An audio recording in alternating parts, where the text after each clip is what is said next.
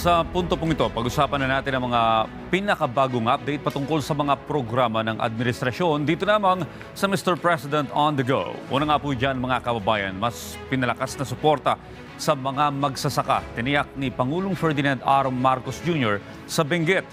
Binigyan din ng ating Pangulo ang kahalagahan ng direktang suporta sa mga magsasaka matapos niyang bisitahin ang Benguet Agri-Pinoy Trading Center o BAPTC sa La Trinidad, Benguet noong April 17. Layunin ng pagbisita ng Pangulo na inspeksyonin ng mga farm inputs at makinarya ang ipapamahagi sa mga farmer cooperatives and associations o FCA sa ilalim ng High Value Crops Program ng Department of Agriculture.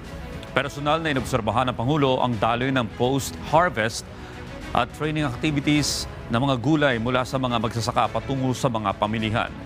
Binisita rin ng Pangulo ang La Trinidad Vegetable Trading Post kung saan siya ay nakipag-ugnayan sa mga magsasaka at mga stakeholder.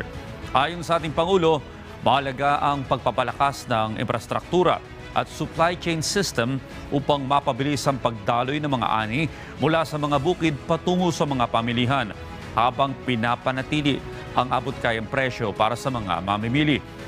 Kasabay po nito, pinatitibay din ng pamahalaan ng mga programang magpapataas ng produksyon, magpapababa ng gastos at magbibigay ng direktang benepisyo sa mga magsasaka, lalo na sa mga rehiyong agrikultural tulad ng Benguet. At yan po muna ang ating update ngayong umaga. Abangan ang susunod nating tatalakayin patungkol sa mga aktibidad at programa ng kasalukuyang administrasyon dito lamang sa Mr. President on the Go.